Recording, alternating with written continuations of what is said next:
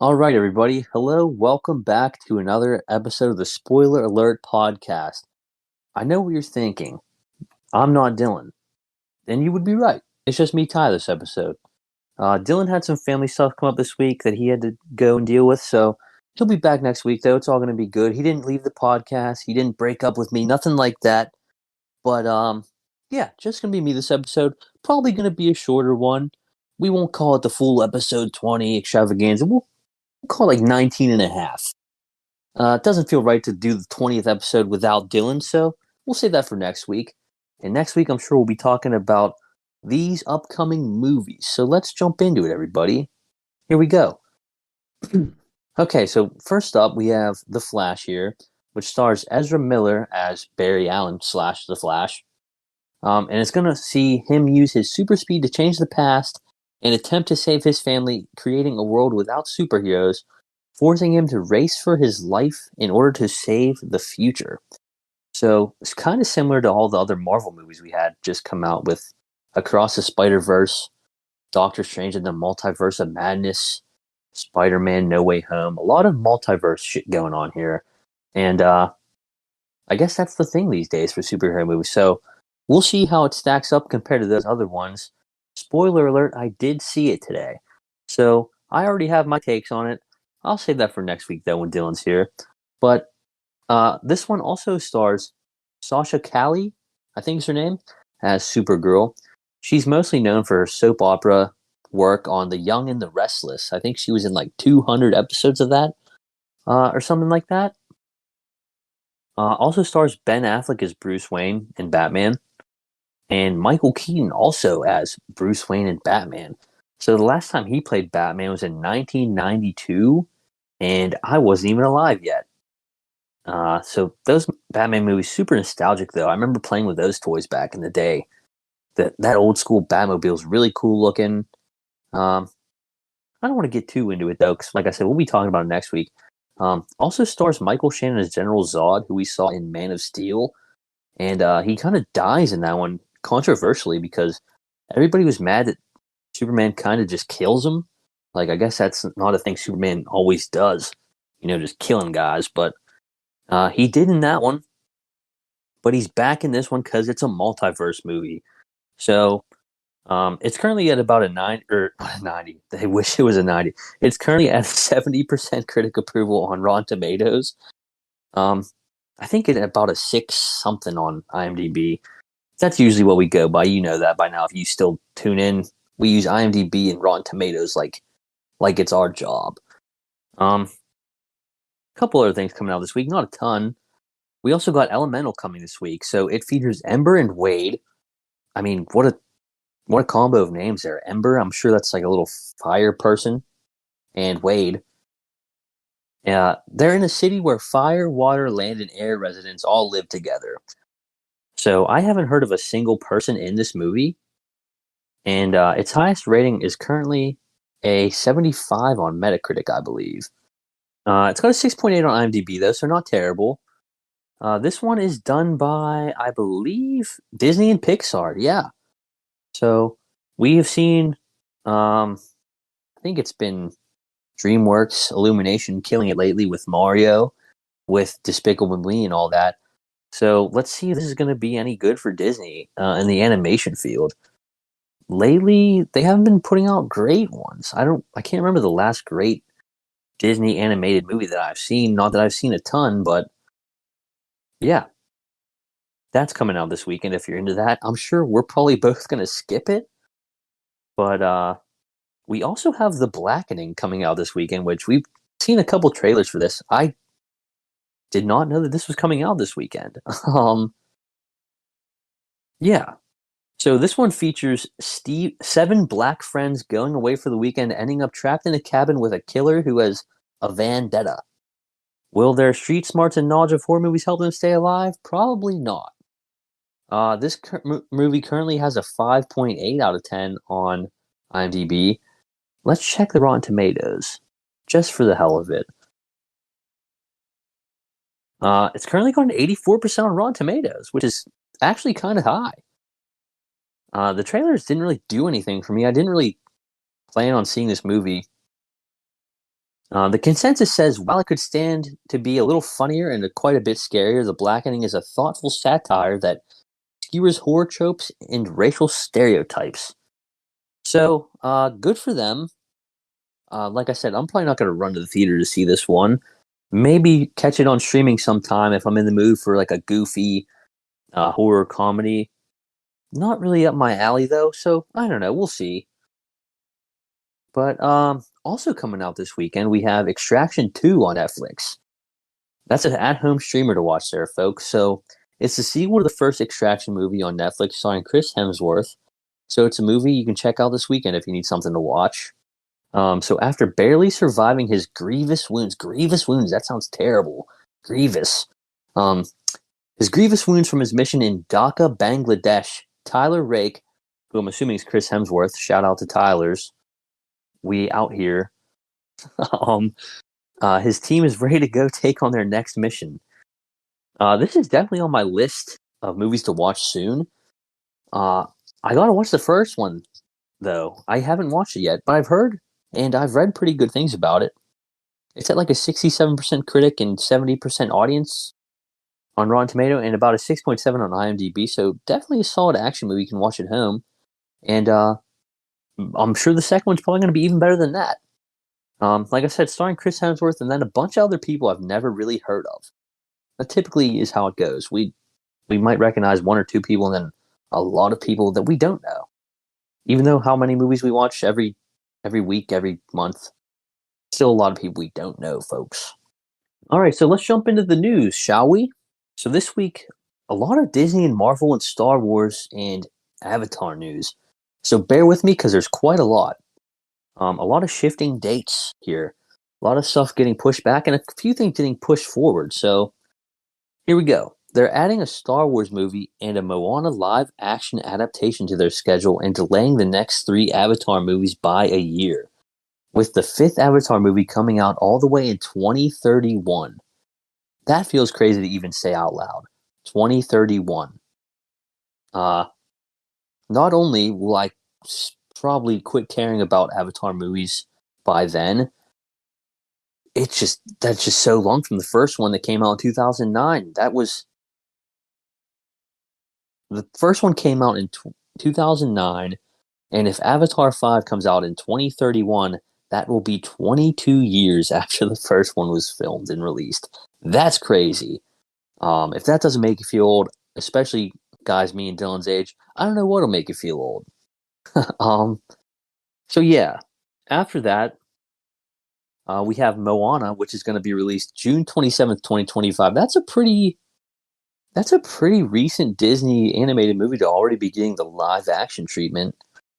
So I'm sure that's not going to be as good as the animated one, just like all the rest of these live action Disney movies. They don't do as well as the animated ones just because it's kind of hard to capture animated stuff live action. Like we've pretty much seen that in every one they've made.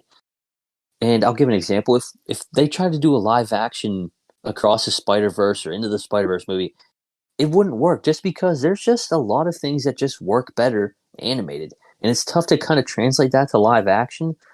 So I guess we'll see how Moana does in 2025. After that, we have Deadpool 3, which was moved up. And that's going to be coming out in May 2024. We have an untitled Star Wars movie making its debut on December 18th, 2026. Avatar 3, December 19th, 2025. And Avatar 4, December 21st, 2029. And like I said before, Avatar 5, December 19th, I don't even want to say it, but 2031. That's crazy. So then we also have Captain America Brave New World, which used to be called Captain America New World Order. I'm sure they changed that because they don't want the Illuminati coming after them or something here. Who knows? But that'll be coming July 26, 2024. And then we have Thunderbolts was delayed to December 20th, 2024. Blade was delayed to February 14th, 2025. Fantastic Four was delayed to May 2nd, 2025. Avengers: The Kang Dynasty is being pushed back an entire year to May 2026. And Avengers: Secret Wars is jumping from May 1st, 2026 to May 7th, 2027. So a lot of these production delays are from the ongoing writer strike, which we talked about before here. And that's another reason why Disney's having to overhaul their entire release plan here. So the longer the strike goes on, probably the worse these movies are going to end up. These are all pretty big movies and IPs for Disney. So typically during like a strike, scripts and movies don't usually end up better than if there hadn't been a strike at all. So hopefully these movies end up being good. But as far as Marvel goes and Star Wars goes, they really need them to be pretty good, or else people are just going to stop caring. Like we've said before, like I said again, we're not sick of superhero movies. We're sick of just meh superhero movies. We want something that's going to be good and worth our time and worth going to see in the theater. So hopefully those all end up being decent movies for Disney, for Star Wars, for Marvel, and Avatar. Whenever, damn, I'll be in my mid 30s by the time the fifth one comes out, and I probably won't care anymore. So yeah, that's it for the Disney news. Let's jump into some other news. We have the new Leprechaun movie coming out at Lionsgate. So the Leprechaun movies are the longest running franchise in Lionsgate history, and it's going to get a fresh start as the studio reimagines the horror title for a new generation of moviegoers. So hopefully the Leprechaun's not filming TikToks and sending out racy tweets, but no, I'm just kidding. Yeah, the first movie came out in 1993 about a shoe-shining, gold-protecting, vengeance-dispensing leprechaun.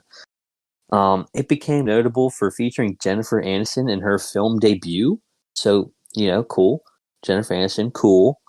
But it also became a surprise theatrical moneymaker, launching a franchise that spanned 3 decades and 8 movies, of which I've seen not a single one. So good for them, I guess.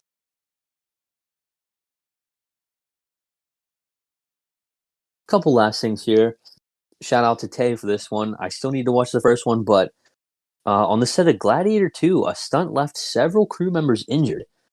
So while filming a planned stunt sequence on the film set, an accident occurred in which several crew members experienced non-life-threatening injuries.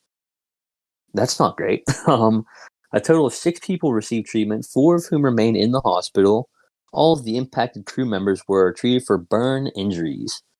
So this is a sequel to, like I said, the 2000 epic Gladiator.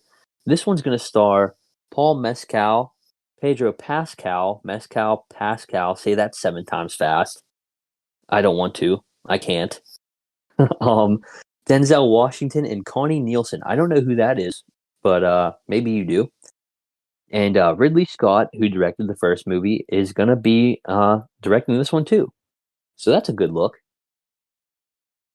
The first one won the Oscar for Best Picture, as well as the Best Actor for Russell Crowe. And the sequel is being slated to hit theaters in November 22nd, 2024. But really, it's just a good thing that Alec Baldwin wasn't on the set of this one, because he probably would have somehow killed somebody with a gun, even though it's a Gladiator movie, or maybe chopped somebody with a sword. I don't know. They didn't have guns back then, but he would have found a way. I'm just kidding. But let's get in the meat up. Let's get into the meat of this episode. So I saw Transformers: Rise of the Beast, and I'm going to talk about it. Dylan probably won't see it. If he was here, I'd probably convince him to not see it. But let's get into it. So it's set during the 90s, and a new faction of Transformers called the Maximals are joining the Autobots as allies in the battle for Earth. So it's the sequel to 2018's Transformers movie Bumblebee, which they didn't really do a good job of letting us know in the marketing of the movie. So it's technically separate from all the other Transformer movies, like with Shia LaBeouf Meg Fox, all those ones, which I think there's maybe five other movies, completely separate from that. So black it out, doesn't matter. This one stars Anthony Ramos, Dominique Fishback, and it has notable voice work from Michelle Yeoh, Ron Perlman, good old Pete Dinklage, and Pete Davidson. So the Petes. We got the Petes, everybody. This is currently sitting at a 6.6 on IMDb and a 53% critic approval rating with a huge 91% audience approval rating on Rotten Tomatoes. So let's get into it. I'll keep it spoiler free for the most part, just in case we have any die-hard Transformers fans tuning in. Maybe I'll throw in a couple spoilers at the end. If you really don't want to hear them, you can skip the last, I don't know, couple minutes of this part, but it's really not that big a deal. I'm sure you're not running to the theater to see The Rise of the Beast, but I did it for you guys for the podcast. Because like we said, even if something's bad or not a problem, you just start watching some more movies. We gotta branch out a little bit more here. So, let's get into it. I didn't have very high expectations going into this movie at all. Like I said in the past episodes, not very high expectations. So the first one came out in 2007, and it hit at the perfect time for me. You know, I really liked it. I saw it in the theaters, so I do have a soft spot for that one. Even though I don't think I've seen it since, but and I might have seen a couple other odd Transformers movie in there, but yeah, that one had the Linkin Park, it had Shia LaBeouf, Meg Fox. Shout out to my boy Mitch. I think him or I had the Megan Fox Transformers poster. I think it was Mitch in his room. But yeah, so I didn't see Bumblebee, and I haven't really seen too many of the other Transformers movies in between Rise of the Beast and the first one all the way back in 2007. But I have seen, though, that Bumblebee isn't terrible, so that's probably why it got a sequel, in which is Rise of the Beast here. So this movie has a really awesome, actually, 90s hip-hop soundtrack, so it does a good job of hitting that 90s vibe. A lot of the Wu-Tang Clan, a lot of Biggie Smalls, a lot of that hip-hop that you hear in the 90s. So that was cool. That really took me back, even though I was 5 in the 90s, so I wasn't listening to it then, but I listen to it now. And that's all that matters, I guess, because I liked it. I liked the soundtrack a lot. Um, Pete Davidson, even though I'm kind of sick of hearing about him in, pop culture, I think he does a pretty good job of voice acting Mirage in this, and you can tell it's really him immediately. Like as soon as the car starts talking, I was like, "Oh, that's Pete Davidson." Um, I don't mind him as an actor though, even though he's like everywhere and people always talk about him, SNL, all that. I liked The King of Staten Island a lot. That was one of my favorite movies a couple years ago. So I highly recommend checking that one out if you haven't. That's a good movie. And I think his new show is probably pretty solid too. I haven't watched any of that yet though. So I think Anthony Ramos does a pretty good job in his role too, and he fits in with this franchise pretty well. He's not too old like Mark Wahlberg was in a couple of those Transformers movies that I know he was in, and he's not too young and annoying, so he fits his role pretty well. That being said, though, I do think Dominique Fishback's character was kind of just there. She didn't really do a whole lot for me. She's like a great actress, though, as she's proved in the series Swarm on Amazon. That show's kind of about like an obsessed fan, kind of like an obsessed almost. It's not Beyonce in the show, but it's like if Beyonce's fans were obsessed with her, and then shit spirals out of control, she starts killing people, all that. It's pretty wild, actually. But yeah, she's good in that. But her character probably could have been cut, and you wouldn't even really notice. She doesn't like do a whole lot for me in this. At about 2 hours and 7 minutes long, I'm sure if they cut at least like 20 or so minutes from this, it could have been a little bit better of a pace. But I did find myself a little bit bored and waiting on some action to happen because whenever you're in a Transformers movie, you're kind of just you want to see Transformers shit happening. You want to hear the dubstep Transformer noise, see the CGI, all that. Um, but yeah, kind of have to wait for some of that in between all the dialogue that you get of them standing around talking about their I can't even remember what it's called. That's how unimportant it was. They Yeah. So they stand around, they look for a lot of things that they have to collect, try to save the world from the I can't even remember from the bad guys, the bad Transformers. It's called the Transwarp Key. That's what it is. Okay, I had to look it up. That was driving me crazy. Um so yeah, like I said, I did get a little bit bored. I wanted some more action to happen in a Transformers movie. That's kind of what you want to hear and see. Some action. All in all, though, I didn't hate this movie one bit. I have my nitpicks, um, but it's tough to be critical on a movie that's really not quite targeted for two dudes with a podcast. It's more for like parents to take their kids so they can go and buy an Autobot for them to play with after the movie. Hasbro. And actually, let's get into that real quick. So here's a quick spoiler alert. If you don't want to hear the last, I don't know, 5 minutes of Transformers: Rise of the Beast spoiled.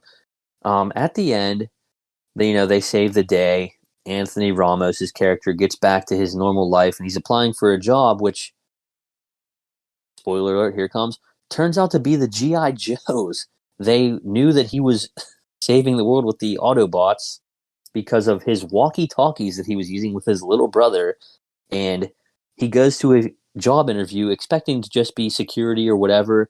Turns out it's the GI fucking Joes. So if we get another Transformers movie here, probably going to cross over with the GI Joes and start the Hasbro cinematic universe. So that was pretty wild. I kind of was like, what? That was just it was very random. But yeah. So like I said, you just kind of shut off your brain, don't look too deeply into it, and watch. You could probably enjoy this movie if you're a fan of the franchise, especially, or if you just want to watch like a decent action movie. That being said, I wouldn't run to the theaters to watch this again by any means, and I'll probably never watch it again. But I think I'm going to end up around a 5 out of 10 on it. It could have definitely been worse. I didn't hate it. So that's the review for the episode, and I think that's going to be it for most of this year. What else? I know we have Black Mirror season 6 also came out today, so that's another thing we can talk about next week. So next week we'll probably be talking The Flash. We might even talk a little bit Extraction, since we can both stream it at home. Yeah, so that's going to do it for, we'll call it episode 19 and a half. A short one, a quick one, a banger. I'm not Bill Burr here, folks. I can't just rant for hours like he can, solo on a podcast, but next week we'll get Dylan back. We'll have a lot more to talk about, so be on the lookout for that. Thanks for listening. Thanks for checking us out, and go watch some movies, everybody. Take it easy.